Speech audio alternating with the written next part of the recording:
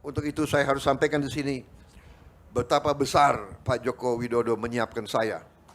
Saudara-saudara sekalian, beliau seorang yang boleh saya katakan sangat teliti. Beliau sangat teliti. Mungkin karena itu saya kalah 2 kali sama beliau itu. Tapi saya juga tidak kalah akal. Kalau 2 kali kalah, lebih baik kita belajar dari orang yang menang gitu. Tapi sampai sekarang pun beliau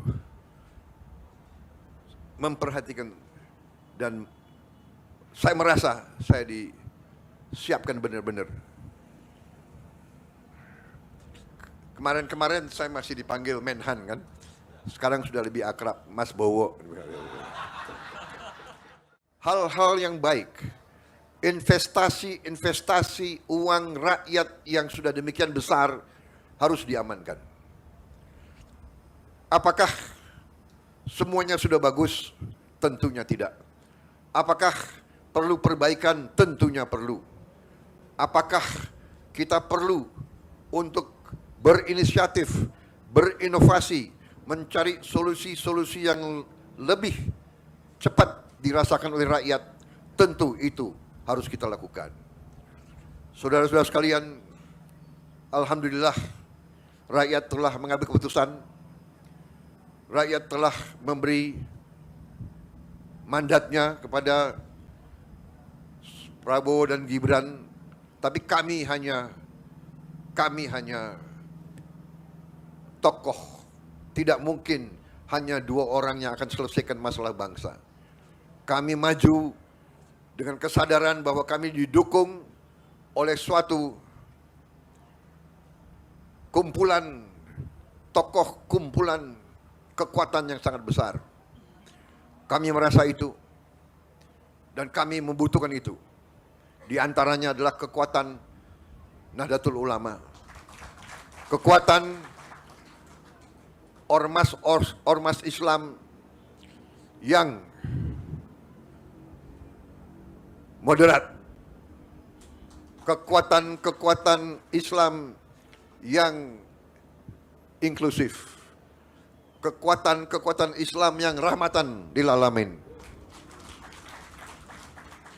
kekuatan Islam yang tidak punya rasa rendah diri, punya kepercayaan besar. Karena itu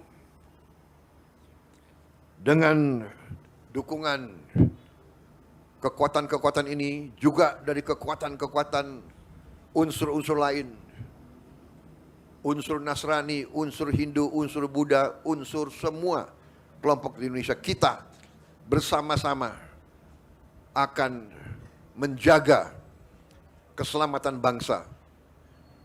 Kami merasa tugas utama kami adalah menjaga kekayaan Indonesia, agar kekayaan Indonesia bisa dinikmati, dirasakan oleh seluruh rakyat Indonesia.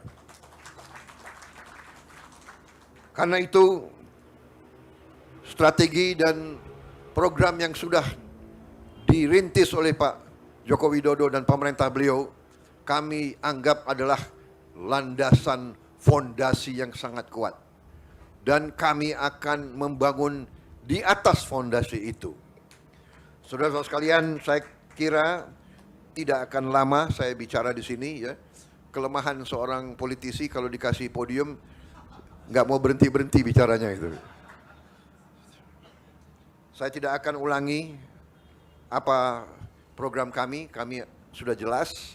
Tapi intinya adalah setelah saat-saat ini menunggu penyerahan mandat yang final tanggal 20 Oktober yang akan datang, masa ini kami gunakan sebenar-benarnya dan sesungguh-sungguhnya untuk menyiapkan diri. Kami belajar masalah, kami kumpulkan para pakar, kami diskusi dengan semua unsur untuk kami rumuskan langkah-langkah sehingga tanggal 20 Oktober nanti dengan penyerahan mandat tidak akan ada vakum, tidak akan ada waktu yang terbuang. Dan untuk itu saya harus sampaikan di sini betapa besar Pak Joko Widodo menyiapkan saya. Saudara-saudara sekalian, beliau seorang yang boleh saya katakan sangat teliti. Beliau sangat teliti. Mungkin karena itu saya kalah 2 kali sama beliau itu. Tapi saya juga tidak kalah akal. Kalau 2 kali kalah lebih baik kita belajar dari orang yang menang gitu. Tapi sampai sekarang pun beliau memperhatikan dan saya merasa saya disiapkan benar-benar. Kemarin-kemarin saya masih dipanggil Menhan kan. Sekarang sudah lebih akrab Mas Bowo. Jadi Mas Bowo nanti harus berangkat ke sini, ketemu ini. Jadi beliau yang siap Pak, siap. Benar, saya ke Tiongkok atas petunjuk beliau, ke Jepang. Sekarang saya diperintahkan untuk ke Timur Tengah, sangat penting. Jadi saya kira demikian, saudara-saudara sekalian. Saya sekali lagi merasa besar hati dengan dukungan dari Nahdlatul Ulama. Saya hari ini sangat senang hati saya karena saya dianggap keluarga NU. Padahal memang saya merasa keluarga NU dari dulu. Saya kenal Gus Ipul, maaf masih pakai sandal beliau itu. Jeansnya nggak tahu berapa hari nggak dicuci itu. Sekarang sudah. Ya.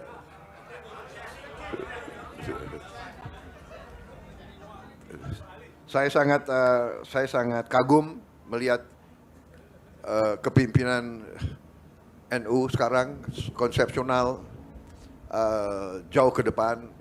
Beliau memang pantas menjadi muridnya Gus Dur karena pemikirannya jauh ke depan. Gus Dur juga pemikirannya jauh ke depan. Saya punya kehormatan dulu, saya adalah tukang pijitnya Gus Dur. Benar gak Gus Ipul? Saksi kan?